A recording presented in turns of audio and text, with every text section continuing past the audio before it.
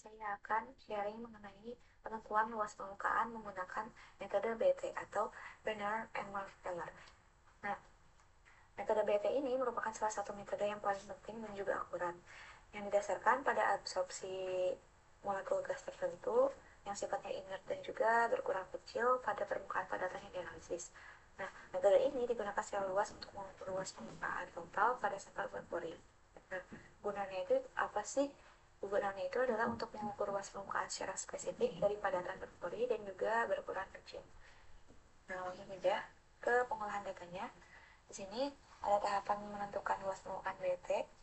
Yang pertama adalah menentukan nilai X dan Y dari persamaan BT menggunakan persamaan itu Y sama dengan MX plus Y, di mana Y-nya itu adalah 1 per X dikali P0 per P dikali 1, dengan M-nya itu adalah C dikurangi 1 per X M dikali C, X-nya itu adalah P per P0, dan C-nya itu adalah 1 per XM dikali C. Nah, dengan X-nya itu apa? X-nya itu adalah volume gas yang diabsorpsi pada P per P0 dan satuannya cm kubik per gram atau milimol per gram. Kemudian P0-nya itu adalah tekanan gas pada suhu T, kemudian P per P0-nya adalah tekanan relatifnya, XM-nya adalah kuantitas gas terabsorpsi monolayer dalam satuannya cm kubik per gram, dan C-nya itu adalah konstanta dt.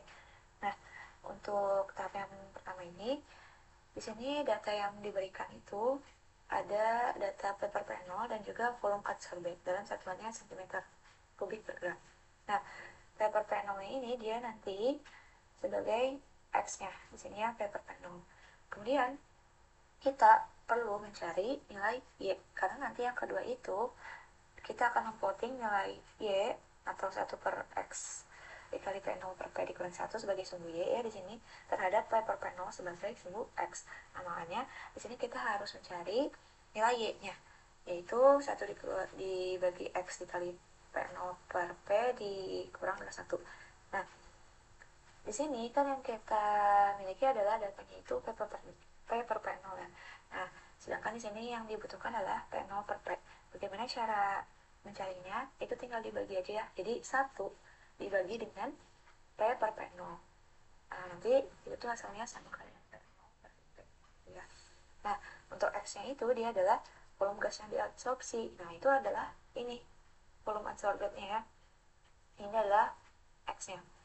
Kemudian tinggal kita cari di sini, berarti di sini sama dengan 1 dibagi dengan X-nya adalah ini dikali dengan itu ya P0 per P-nya berarti 1 per ini ya P per P0 lalu dikurang dengan 1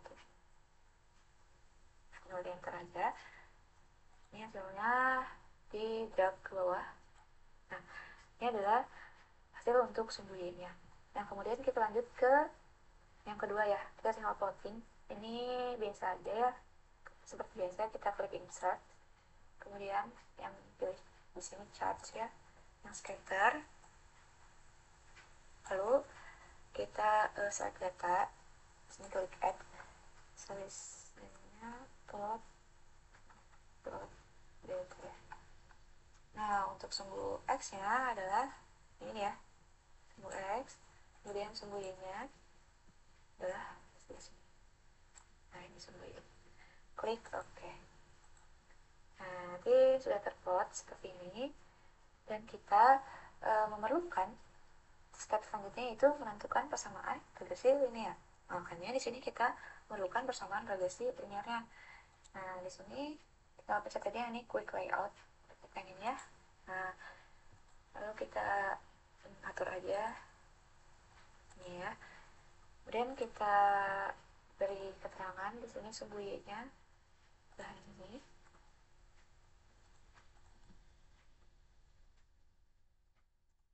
Nah, untuk sumbu X-nya adalah yang P per P0. Sorry.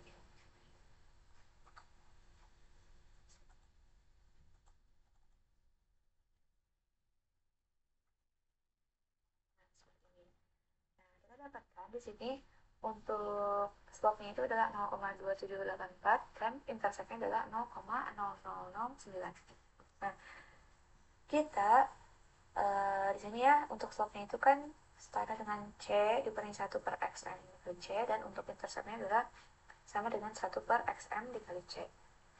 Nah, kita pindahkan parameter-parameter itu ke tabel sebelah sini. Jadi kita memiliki parameter yang pertama ada N atau slope-nya, ada C atau intercept, lalu ada XM, lalu ada NA atau bilangan Avogadro, kemudian ada S atau cross sectional area, kemudian ada V atau volume dalam keadaan STP. Nah, kita tulis dulu ya yang ini ya, slope-nya dari sini.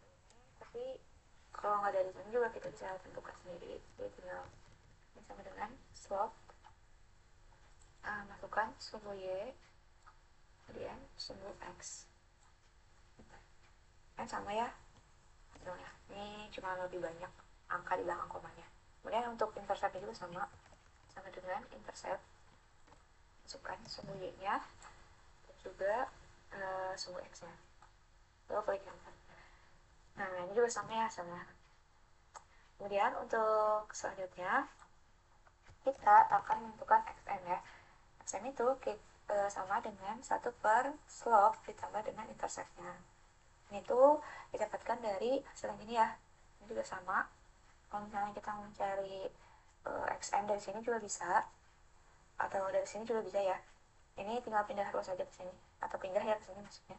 Ini XM-nya ke sini dan M-nya ke sini.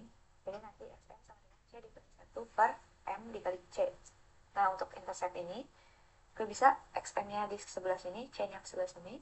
Itu jadi XM sama dengan 1 per C kecil dikali dengan C besar. Nah, di sini kita gunakan rumus yang bawah sendiri ya. XM-nya 1 ditambah slope ditambah, XM-nya itu 1 per slope ditambah dengan intercept. Di sini sama dengan 1 per slope. Kita dikasih kurung dulu ya. Slope ditambah dengan intercept.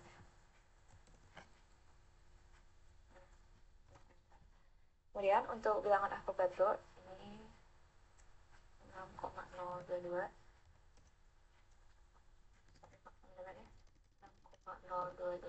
dikali dengan 10 pangkat 23. Oke. Nah, untuk S-nya itu dia apa? S-nya itu adalah ini ya. Nah, jadi kita ke step yang nomor 5 ya. Nah, untuk S-nya itu dia adalah cross sectional area.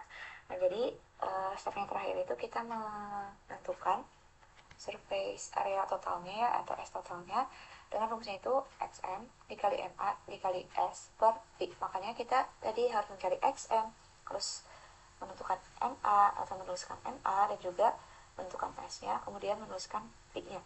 Nah, di sini S-nya itu kan tadi cross sectional area dari gas. Nah, karena gas yang digunakan yang itu adalah N2, nah ini besarnya itu adalah 0,162 mm nanometer persegi gitu ya.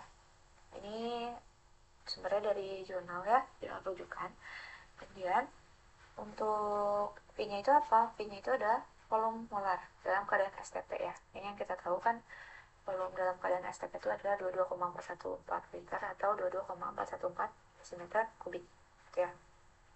Nah, kita tuliskan ya, S-nya itu kan tadi 0,162.